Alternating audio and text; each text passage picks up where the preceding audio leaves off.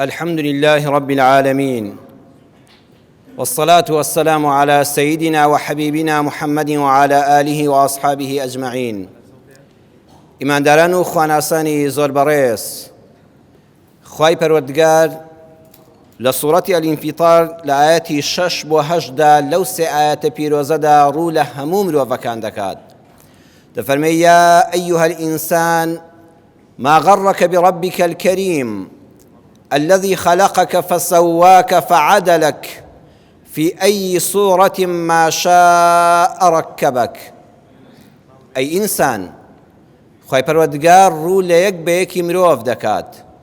ئەی ئینسان چی وا لە تۆ دەکات کە لە خوای پەروەردگاری خۆت یاخیبی، کە وەکو پێویست نەیناسی، کە بۆ هەمیشە یادی نەکەی، کە بگاتە ڕادەیەک خەڵکانێک هەبن پەنا بە خوای پەروەردگار ئینکاری بوونی ئەو خوای پەروەردگارە بکەن نەعوذ بالله. کەسانێکی تر دژایەتی خوا و دینەکەی و بەرنامەکەی بکەن.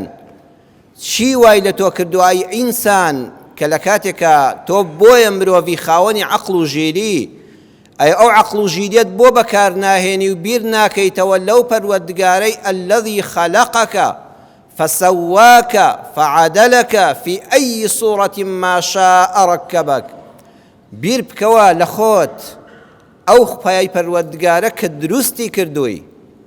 بەڕێزان دیقەتی وردی قورئان بدەن. نافەرمێ خەلەقەکم، خەلەقەکە ڕێک لەگەڵ تۆیەتی کافی خیتابە. یەک بەیەکی ئینسان پەروەردگار دەفەرمێ بیر بکەوە چێ تۆی دروست کرد لە نەبوون. تۆ زەمانێک بووی هەر نەبووی، باوکو باپیریشن نەبوون، چێ لە نەبوونەوە خەلەقەکە تۆی دروست کرد. هەموو کارگەیەک کە شتێکی تێدا دروست دەکرێ ئەبێ کارگەکە زۆر لە دروستکراوەکە گەورەتر بێ. جەنابەت بیهێنە بەرچاوی خۆت کارگەیەکی دروستکردنی ئۆتۆمبیلت هەبێ، چەند مەساحەکەی گەورەیە تا ئەو ئۆتۆمبیلە دروست دەکا. تەنها شتێک کە مرۆڤەکە دروستکراوەکە لە کارگەکە گەورەترە مرۆڤە، ئەویش لە ناو ئەو ڕەحەمە بچووکەی دایکە، لەو نوتفەیە کە پەروەردگار دەفەرمێ تۆم لە نوتفەیەک دروست کردووە، لە بەشێکی زۆر کەمی نوتفەیەک و پیتاندنی لەگەڵ هێلکۆکەیەکی ئافرەتە لەو شوێنە بچووکەدا کە ڕەحەم و منداڵدانی دایکە ئەم مەخلوقە گەورە دروست دەبێ. خوا دەفەرمێ هەر خۆم دروستم کردووی. هەموو دروستکراوێک لە قاڵب دەدرێ، یەکەم جار تەسمیمێکی بۆ دەکرێت، دواتر لەو قاڵبە داوان دروست دەکرێن. خوا دەفەرمێ یەک بە یەکتانم بە قاڵب دروست نەکردو، خۆم دروستم کردوون، تۆ بە تایبەت دروستکراوی. فەسەواکە کە دروستم کردی وەکو مرۆڤ، هەموو ئەندامەکانی جەستەشتم ڕێک و پێک کردووە. فەسەواکە بیری لێ بکەوە. وەڵڵەهی ئێمە لەگەڵ ئەم شتانە ڕاهاتوین، بۆیە قورئان کە خوێنتەوە ئەبێ بە جوانی تێی بگەی و هەمیشەش بیری لێ بکەیتەوە. فەسەواکە هەموو ئەندامەکانی جەستەتی ڕێک و پێک دروست کردووە. دروستی نەکردووی هەر پارچە گۆشتێک بی، دروستی نەکردووی دەستێکت لە دەستێکت درێژتر بێ. خوا دەفەرمێ هەمووی بە ئەندازەگیری دروست کراوە. فەسەواکە ئەوەش خۆم کردومە، دەستی هیچ مەخلوقێکی تری تێدا نێ لە کەون و کائیناتە. ئەو دەستانت سیر کە دەستێکت لە دەستێکت درێژتر نییە، قاچێکت لە قاچێکت نابێت درێژتر بێ، چاوێکت لە چاوێکت گەورەتر نییە. ئەگەر دەستێکت لێرە بووە و دەستەکەی ترمان لێرە بووە پەنا بەخوا، ئەو دەستە نەیدەتوانی هاوکاری یەکتر بێ. ئەو قاچە کاتێککە ئینسان جاری وایە خوا بەسەری دەکاتەوە بە ڕووداوێک بە شتێک قاچێکی کورتترە لە قاچێک بزانە لە ڕۆیشتنا چەند ناڕەحەت دەبێ. پێیەکت لە پێیەکت دروست درێژتر بووە و گەورەتر بووە، دەبووە جووتێ قۆندەرە لە کارگەیەکی تایبەتە بۆ دروستکەن، هەر پێڵاوت دەست نەدەکەوت. چاوێکت لە چاوێکت گەورەتر بووە نەدەبوو. تەنانەت جوڵەکان تۆ هەر دەستێکت دەجوڵێنی، قاچێکت دەجوڵێنی، هەردووچیان بەیەکەوە دەجوڵێنی. خوای پەروەردگار اختیاری داویە، بەڵام لە جوڵانی پێڵووی چاوەکان تا اختیاری نەداوە بەخۆت، بۆی چاوێکت نەنووخێ و چاوێکت کرابێتەوە دیمەنەکەت ناشیرین بێ. بەچێ دەکرێت؟ فەسەواکە خوا هەموو ئەمانە بۆ خۆی بۆی کردووی. فەعەدەلەک هەموو ئەندامەکانی وا دروست کردووە هاوکاری یەکتر بن، هەمویان بە هەمویانەوە ئەم جەستەیە جوانە ڕاگرن. فەعەدەلەک بەس تۆی مەخلوقی کە ئاوا بەڕێک و پێکی دەوەستی، کە لەسەر چوار چنگۆڵە ناڕۆی، کە لەسەر سنگ ناخشەی، ئەو باڵا و قیت و قنجە پۆزی پێوە لێمەدا شکری ئەڵڵای لەسەر بکە ئەوە خوایە تۆی بە مرۆڤ دروست کردووە في ئەی سوورەتی ما شاء ڕەکەبەک بە هەر شکل و شێوازێک کە خۆی ویستویەتی ما شاء بەس خوا خۆی ویستویەتی باڵای من وابێ باڵای تۆ وابێ دەموچاوی تۆ وابێ دەموچاوی ئەو وابێ ڕەکەبەک تۆی پێکەوە لکاندووە تۆی بەو شکل و شێوە دروست کردووە جا ئەم ئاەتە قورئانیە ئەم سێ ئاەتەی سوورەتی ئەلئینفیطار پێمان دەڵێ هەموو مرۆڤێک خوا بە تایبەت ئەم چوارەی بۆ کردووە هەموو مرۆڤێک بەڕێزە حەیفە دروستکاری خۆی کە ئەڵڵایە نەناسێ و نەیپەرستێ زۆر جار ئێمە دەڵێن حەیف بۆ فڵان شت حەیف بۆ وڵات حەیف بۆ ئەوە حەیف بۆ ئەوە بەخوا حەیفی ڕاستەقینە بەس بۆ ئەوەیە کە کەسێکت بینی خوای نەناسی بڵێ حەیف ئینسان بیر نەکاتەوە چێ دروستی کردووە چێ ئاوا ڕێک و پێشی کردووە چێ ئاوا قت و قیچی دروست کردووە فەسەواکە فەعەدەلەک بەس خوا خۆیەتی برەبیکە الکەریم ئەو خوایە دژایەتی دەکەی غەزەبت لێ ناگرێ نانت لێ نابڕێ ڕزقت لێ ناگرێتەوە ڕوحت لێ ناستێنێ بێ منداڵت ناکە بێ هەوات ناکە بێ ئۆکسجینت ناکە ڕێزی دیگرتووی دەتۆ ڕێزی ئەڵڵا بگرە ڕەحمی پێکردووی دە ڕەحم بە خۆت بکە دەخوا بناسە و بیپەرستە بە حەق وەکو لە شەریعەتەکەیە دیاری کردووە پێمان دەڵێ ڕەخنە لە کاری ئەڵڵا نەگری ما شاء ڕەکەبەک خوا خۆی وای بڕیاردا وای پێ باشە و وا گونجاوە بۆ تۆ بۆ ئەو دروست کراوە نەچی ڕەخنە لە کاری خوا بگری ئێمە وتارەکانی ڕابردوو لە خزمەت یەک ئاەتی قورئان نابووین لا یەسخەڕ خەڵکینە مرۆڤەکان گاڵتە بە یەکتر نەکەن گاڵتە بە ڕوخساری یەکتر نەکەن ئەم مرۆڤەی کە لەبەر چاوی ئێمەیە خۆمان کە یەکتر دەبینین کە خۆمان دەبینین خۆشەویستانم ئەهلی ئیمان مرۆڤ پێ کاتۆل لە سێ بەش مرۆڤ لە شولارە هەستەکانە ئاوەز و عەقڵە ئەم سێیە هەر یەکێک لەمانە لابەی وەرە تەندروستی و لاشەی ساغ لە مرۆڤێک بستێنەوە هەموو بیرمەندی دنیا لە مێشک تا بە سوودێکت پێ ناگەێنێ دایمە ژیانت تاڵە ئەم جەستەیە ڕێک و پێک و بێنەخۆشی و بێ هیچ عیب و کەم و کوڕێک بێ بەس دەروونت ناخت لەگەڵ یاوێران بێ هەست بە ئاسوودەیی دەروون نەکەی هەستەکانت ناڕێک بن خۆشی لە ژیان تا دەبینی ناوەڵڵا هەموو شتەکان ڕێک و پێک بن بەس عەقڵت لەدەست دەی بەس عەقڵت نەمێنێ تەواو مرۆڤێکی ناتەواو دەبی بۆیە خوا دەفەرمێ بەس پشت بە من ببەستە بەس بە ئەڵڵا ببەستە کە هەر سێکیانی بەیەکەوە پێبەخشیون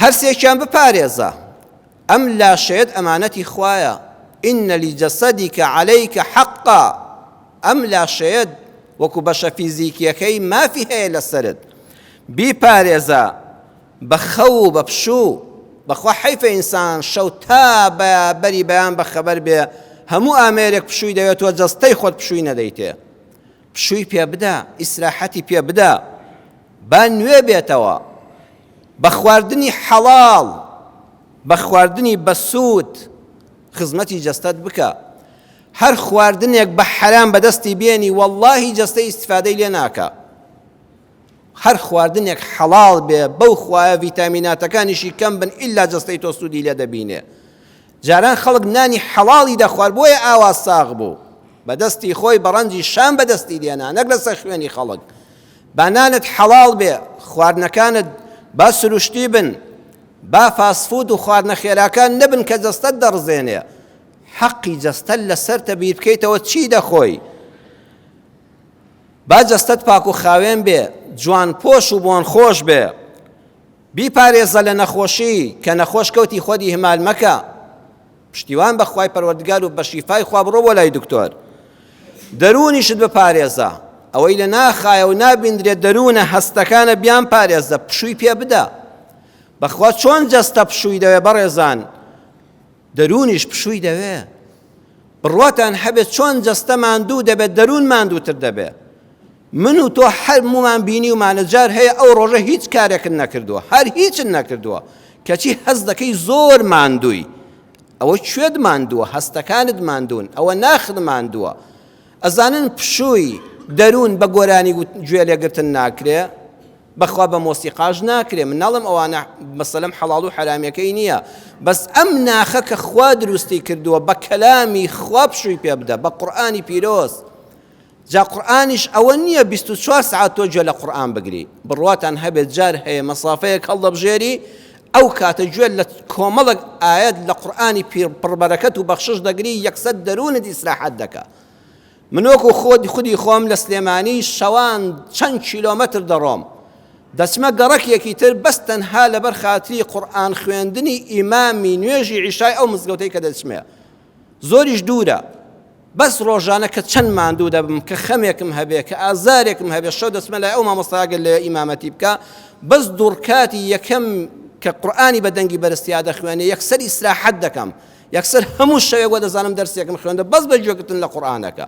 وازانم ئەوەندەش بۆم کافی بێت. تۆش دەبێ وا بکەی، بگەڕێ لەکوێ ئیمامێکی دەنگ خۆشی دڵساف قورئانەکە جوان دەخوێنێ، بڕواتان هەبێ بەو 5-6 دقەیە ئیسراحەتی دەروون دەکەی، هەموو خەمەکانت لەبیر دەچێتەوە.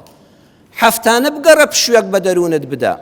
چەند خۆشە جاری وایە تۆ گەشتێک دەکەی، سەیرانێک دەکەی، دەچێ باخ و مەزرعەکەت، مانیع نییە حەڵاڵت بێ، نۆشت بێ ئەگە بە حەڵاڵی دروستت کرد بێ. بەڵام دەرونیش پێویستی بە پشودانە. ئەزانی دەروون لە ڕۆژی جومعەدا بە گوێگرتن لە وتارێکی ئیمانی خۆشی زانستی بە ئەدەب و حرمەتەوە دەرونیش ئیسراحەت دەکا. بەڕێزان زمانی ئەوە نەما لە مزگەوتەکە لەکوێ لێم نزیک بێ دەڕۆم بۆیە، هەموو مزگەوتەکان شکر قەرەباڵغن، تۆ لە ڕقی خەڵکی گەڕەک و ئیمامی مزگەوت و خەتیبەکەش ناڕۆی، لەکوێ دڵت ئیسراحەتی کرد بە دوویدا بگەڕێ، لە مزگەوتە بێت لەو مزگەوتە بێ هەمووی ماڵی خوایە، بەس دەرونی تۆ لەکوێ ئیسراحەت دەکا بگەڕێ بە هەفتەینی و سعاتێک ئەم دڵ و دەروونەت بە بیستنی وتارێکی ئاینی ئیسراحەت بکە، بە دوویدا بگەڕێ. خۆشەویستم، بیپارێزە دەروونت بەوەی غیبەت مەکە. وەڵڵی هەر کاتێ غیبەتی کەسێک دەکەی دەروون نەخۆشیێکی بۆ دروست دەبێ، چۆن خواردنی خراپ، خواردنێکی ئەکسپایر بخۆ، بڕواتان بەقەدەر زۆری و کەمی خواردنەکە جەستەت زەرەری لێکەوتووە. وەڵڵی هەر وەختێ غیبەتی خەڵکێک دەکەی لە مەجلیسێکە دڵنیا بە دەروونت ناڕئارامێکی پێوە دیارە. وەڵڵی هەر کاتێک بوختانێک بۆ بێت تاوانێک دروست دەکەی، خوا ئەو دڵ و دەروون نەخۆشە نایەڵێ، چۆن ئەوت ناڕەحەت کرد خۆ ئەوە ناڕەحەتت دەکا. هەر کاتێ جوێنێک بە کەسێک دەدە یەک کۆمنتی ناشرین دەنووسی بزانە زەرەدل لە دەرونی خۆتدا، زەرەدل لەو نەدا لە خۆتتدا، دەرونی خۆت تێکدا. هەر کاتێک گاڵتە بە کەسێک دەکەی بە حیسابی خۆت پێکێنەوی، بەڵام بەخوا گریان بە شوێنیا دێ.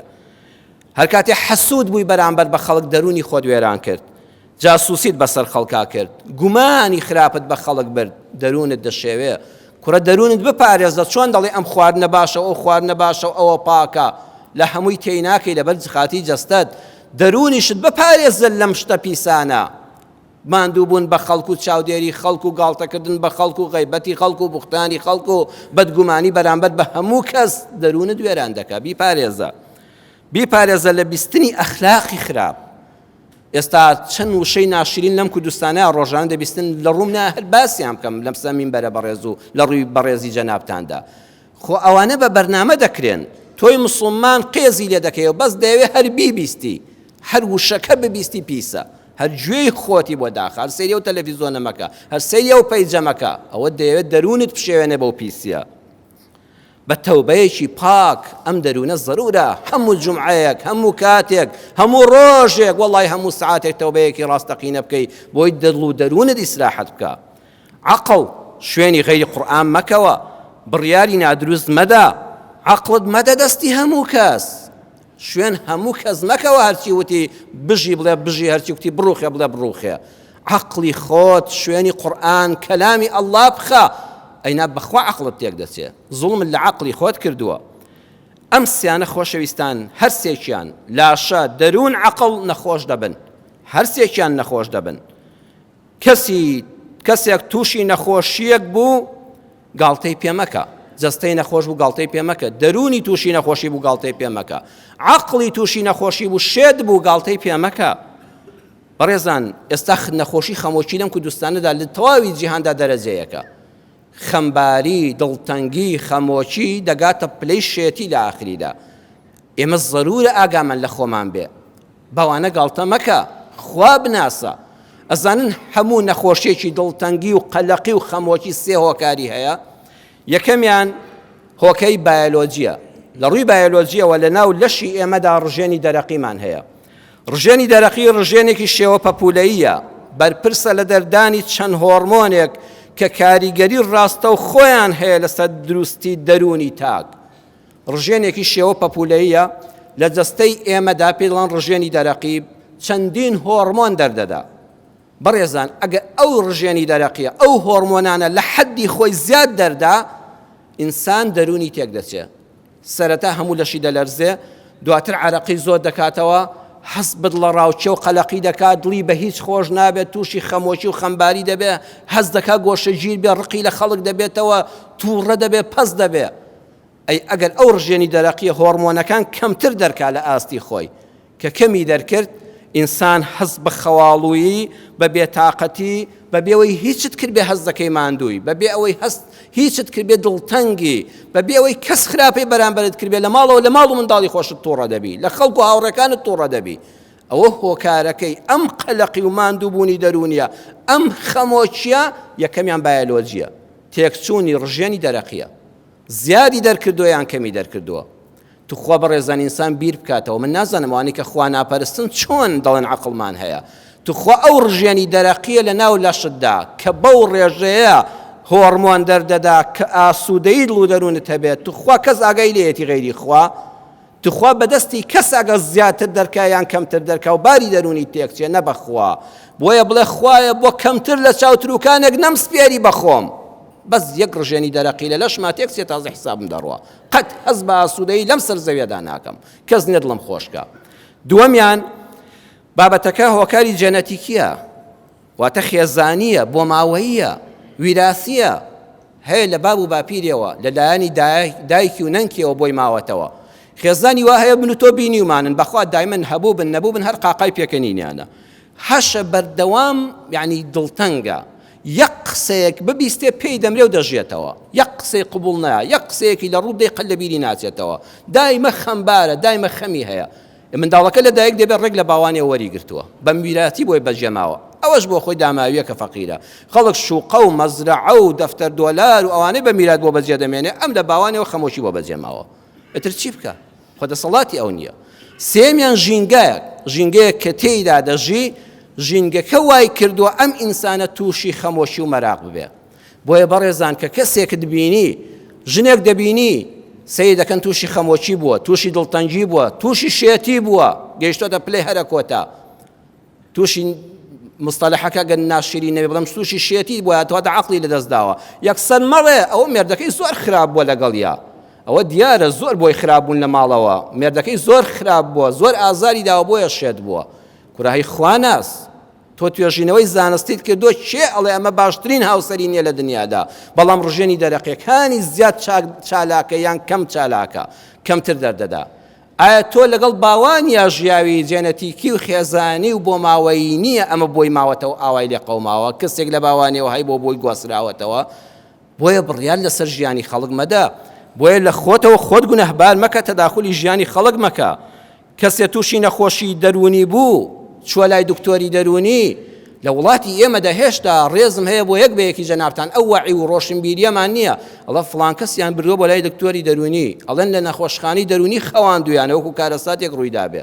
وەڵڵی بەڕێزان هیچ فەرقی نییە، دۆ لە خەستەخانەیەک دەخەوی ئەهلی بیان حکومی جەستەیەکن نەخۆشە، ئەندامێکی جەستەن نەخۆشە، هیچ عیبە، زۆر باشکرا خەڵک مواجهی دەکات، دوعای خێری بۆ دەکات، دەروونەکە ژوایە، هەمان شێوە عەقڵ و دەرونیش نەخۆش دەبێ. بە ئاسایی وەریگرە، ئەوەی لەسەر تە دوعای خێری بۆ بکە، ئەوەی لەسەر تا بڕا لە پشتەوە دوعاکردن زۆر تەئسیری هەیە. وەڵڵاهی کەسێک لەبەر خاتری خوا خۆشت بوێ، ئاوە حاڵی دەرونی تێک چۆ و خەمبارە و تووشی خەمۆشی و دڵە ڕاوچێ و ئەوانە بووە، لەبەر خاتری خوا لە ماڵی خۆتەوە پێشی مەڵێ دوعام بۆ کردو بیکەی بەمنەت بەسەریەوە، بڵێ یا ڕەبی خوا ڕەحمی پێ بکەی و شیفای دڵ و دەرونی بدەی. والله خوای گەورە ئەو دوعات لێ وەردەگرێت، چونکە مەلایکەت ئامینی بۆ دەکا. خوای گەورە پاداشتیش بەوە دەداتەوە، چونکە تۆ ئەوەندە بەرامبەر بە خەڵک دڵ صاف و دڵپاکی، خوا تۆ لە نەخۆشی دەرونی دەپارێزێ، هەمان شتیش بۆ خۆت دەکات تۆ دەپارێزێ. با دوعای یەک خێر بۆ یەکتر بکەین لە جیاتی ئەوە، ڕێزی بگرە، هاوکاری بکە، بە قسەیەکی خۆش بێ، بە دڵنەواییەک بێ، بە بردنی بۆ لای دکتۆرێکی دەرونی بێ، مەیبە بۆ لای ساحر، مەیبە بۆ لای نوشتەنووس، سینا شەرعی دەڵێم کە شەرعیەکە زۆر کەم بۆ تەوەڕوقی شەرعی، مەیبە بۆ لایەوەی دارکاریەکی باشی دەکا وەڵات جنۆکە لە لەشتایە. بابا تۆ بە حیاتی یەک کەلیمە عیلم نازانی هۆرمۆنی ڕژێنی دەرەقی هەرچیە تەختە لە بنی پێ و لە ڕوومەتیەدا وەڵات جنت لە لەش دەرەکەم، هەر شێت نەبێ شێتی دەکا. کوڕە هاوکاری بکە بڵێ برام بەعەقڵ بیر بکەوە وەرە خزمەت قورئان گوێ لە قورئانی پیرۆز و پڕبەرەکەت بگرە لە شوێنێکا کەسێک کە دڵت پێی دەکرێتەوە گوێی لێ بگرە قسەیەکی خۆشت بۆ بکە بی بە دەرەوە پیاسەیەکی پێ بکە بەمە هاوکاری بە سوپاسی خوش بکە لە ناخی خۆتدا کە خوای گەورە تۆی تاقی نەکردوێتەوە بەو دڵتەنگیە و بەو خەمومۆچیە و بەو شێتیە بەڕێزان ئەوە واجبی سەرشانی ئێمەیە کە گەیشتە ڕادەی شێتبوون پەنا بەخوا ئینسان عەقڵی لەدەستدا نەچی گاڵتەی پێ بکەی بەڵکو دەرسی لێ وەرگرە ئێمە وتارەکەمان لەسەرەوەی گاڵتە بە هیچ کەسێک نەکەی خوا دەفەرمێت لا یەسخەڕ جمعەی ڕابردوو عەرزم کردن گاڵتە بە ڕوخساری کەس نەکەی ئەمە هەمووی دروستکراوی خوای پەروەردگارە و هەمووی بەو شێوەیە جوانەکە خوا دروستی کردووە بەخوا هەر کەسێ ڕوخساری کەسێک چۆنە گاڵتەی پێ بکە گاڵتەی بە دروستکار کردووە نەعوذ بالله کە ئەڵڵایە ئەبێ زوو تەوبەی لێ بکە کەسێ عەقڵی لەدەستدا و شێتی سەر جادەکانە بەخوا گاڵتەی پێ بکەی گاڵتەت بە خالق کردووە چونکە شیفاش بەدەستی ئەوە عەرزم کردن دوعای خێری بۆ بکە و بە خۆتا بچۆوە دەرسی لێ وەرگرە ئەوانە دەرسیان لێ وەردەگیرێ کۆتایی وتارەکەم بەو بەسەرهاتە شیرینە دێنم کە مامۆستای پایەبەرزی کورد مامۆستا شێخ محەممەدی خاڵ لە کتێبی ناڵەی دەرووندا ناڵەی دەروون بە چەند تەبعێک چاپ کراوەتەوە ئەوەی کە دەستگای ئاراست چاپی کردو لای منە لاپەڕی 150 یەک بەرگە مامۆستای خاڵ لە ناڵەی دەروون لە لاپەڕی 150 دەفەرمێ کابرایەکی پیاوانەی دەوڵەمەندی دەسەڵاتداری خاوەن پێگا سەردانی تیمارخانەیەکی کرد جاکە ئەو کتێبەم دەخوێندەوە سەیری وشەکانم دەکرد مامۆستا کە باسی شێتەکان دەکات بۆ یەک جاری وشەی شێتخانەی بەکار نەهێناوە بە داوای لێبوردنەوە وشەی شێتی نووسیوە یعنی لە شەستەکانە ئەو وەعیەی هەبووە ئەو مەلای کوردی ئێمە بووە ئەو کاتە ئەڵێ کابرا سەردانی تیمارخانەیەکی کرد کە ئەو کەسانی تووشی نەخۆشی عەقڵی و دەرونیەکان بوون واتە شێتەکانی لێبوون ناڵێ سەردانی شێتخانەی کرد ئەڵێ تیمارخانە واتە چۆن خەستەخانەیەک هەیە تیماری عەقلیش دەکرێ ئەو کەسانە ئەگەر پسپۆڕی تایبەت لەگەڵ یانە دانیشێ بزانێ هۆکاری تێکچوونی عەقلی ئەم مرۆڤە چییە ڕێگە زانستیەکانی لەگەڵ بگرێتە بەر بەڵێ خۆشەویستان ئەو پیاوە بەڕێزە دەفەرمێ کە سەردانی کرد سەردانی ئەو تیمارخانەی کرد جا زۆر جار ئەو دەوڵەمەندانە ئەو خاوەن کەسایەتیانە ئەو دەست ڕۆیشتوانە حەزیان بە مەجلیسی ئەو کەسانەیە کە تۆزێ ئاوا مەیلە و شێتەڵوکەن بینی یەکێکیان لەسەرخۆ هێ من قسەی جوان دەکا ڕوخسەتی خواست لە تیمارخانەکە وتی من ئەم شەو ئەم شێتە دەبەمەوە ماڵەوە تەندە قسەیەکی خۆشم بۆ بکە خۆم زۆر خەمبارم وا مەزانە ئەوەی کەوا گاڵتە بەو دەکا بۆ خۆی زۆر خۆشحاڵ بێ بەخوا جاری وای ئەوی شێتە بە نوعێکی تر بردیەوە ماڵەوە ئێوارە مێزی دانا و لە باخچەکەی خۆیانە دانیشتن وتی مێزمان بۆ بڕازێننەوە عەرەقی دانا و پەرداخی دانا و میوە و خواردنەمەدنەکانی دانا پەرداخی عەرەقی بۆ کابرای شێت تێکرد ئەویش لەسەر مێزەکە لەگەڵی دانیشتە بوو وتی بخۆوە ئەو بۆ خۆی خواردیەوە شێتەکە وتی ناخۆمەوە دیسان ئەو پەرداخێکی تری خواردەوانێ و خەریب و سەرخۆش دەبووتی بخۆوە بیخۆ وتی قوربان من ناخۆم وتی بۆ ناخۆی وتی وەڵا جەناب من بیر دەکەمەوە پایدار من بیر دەکەمەوە تۆ لە ئێوارەوە خزمەتی منت کرد سوپاست دەکەم منت هێنایە دەرەوە و لەناو ئەو خەڵکەدا و ڕاستە من خۆم دەناسم کە پێم دەڵێن شێتم و لە تیمارخانە لە شێتخانە هاتوومە دەرەوە بەڵام من سرم سوغماوە تۆ عەرەق دەخۆیتەوە بۆ ئەوەی سەرخۆش بی و قسە ببزڕچێنی و بەملاولادا بکەوی وەکو منت لێبێ بەدەستی خۆت دەتەوێ خۆت شێتکەی ئەستا من بیر لەوە دەکەمەوە تۆ بۆیە عەرەق دەخۆی وەکو من خۆت شێتکەی بەڵام باشە تۆ بە من دەڵی عەرەق بخۆ ئەی من عەرەق بخۆمەوە وەکو چێم لێبێ ئاخ من هەر بۆ خۆم شێت و بەدبەختم ئەڵێ کابرا لەو کاتەیە جار هەیە یا قسەیەک کار لە دەرونی ئینسان دەکە وەڵڵی قسە هەیە ژیانت دەگۆڕێ بڕیارێکت پێدەدا ژیانت دەگۆڕێ ئەڵێ ئەو قسەیە کاریگەری لەسەر ناخ و دەرونی ئەو پیاوەدانا تەواو لەشی سارد بۆەوە پەرداخەکەی دانا بانگی ماڵ و مناڵی کەوتی ئەو پەرداخ و شوشە و بتڵوشتانە هەر هەمووی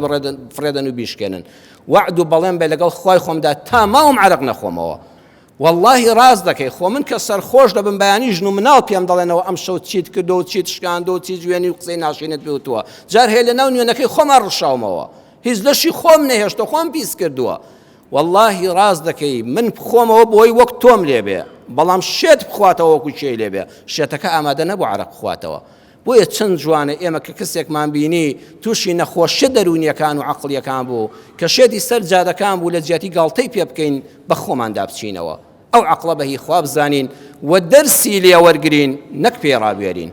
داواکارم لە خوای پەروەردگار یا ڕەبی خوایە دین و ئیمانمان سەلامەتکەی باشتر لە قورئانەکە تێمان بگەێنی. پەروەردگارە داوا لێ دەکەم جەستەمان ساخکەی و لە نەخۆشی بمان پارێزی. هەر نەخۆشیەکمان هەیە و هەر نەخۆشیەکمان هەیە خوا شیفا بۆ هەمومان بنێری. یا ڕەبی خوایە هەستەکانمان بپارێزی. یا ڕەبی خوایە عەقڵ و ژیریمان لێ نەسێنیەوە بە عەقڵێکی پوخت و خاوێنەوە بە شوێنکەوتنی قورئانی پڕبەرەکەتەوە بژین هەتا ئەو کاتەی بە لیقات شاد دەبین. یا ڕەبی خوای ڕەحم بە حاڵی هەموو لایەکمان بکەی. ئەوەی منداڵی هەیە خوای مناڵەکانمان ساڵح کەی. ئەوەی مناڵی نییە یا وەهاب و بەخشندە یا ڕەبی خوای ئەولادی ساڵحی پێ عەتاکەی. یا ڕەبی خوای پەروەردگار هەر کەسێ دەستکورت و نەدارە دەرگای ڕزق و ڕۆزی لێ بکەیەوە. هەر کەسێ بەخشندەیە هەزاران ئەوەندەی پێ ببەخشی. هەمومان عاقبەت خێرکەی بە ئیسلامەتی و بە ئیمانێکی پاک و پوختەوە بژین لەسەر ئەم ڕێبازی مزگەوت و خواناسی هەتا مردن بەردەوام بین. آمين آمين والحمد لله رب العالمين.